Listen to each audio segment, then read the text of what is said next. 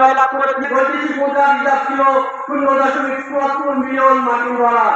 যা বর্তমানে 2023 সালে বৃদ্ধিতে দাঁড়িয়ে গবেষণায় সৃষ্টিতে 779 জন বাংলাদেশি গবেষককে বাংলাদেশের জোটের সাফল্যের গবেষণা উন্নয়ন কাজে অনুপ্রেরণা স্বরূপ বিশ্ববিদ্যালয়ে 25,000 ছাত্র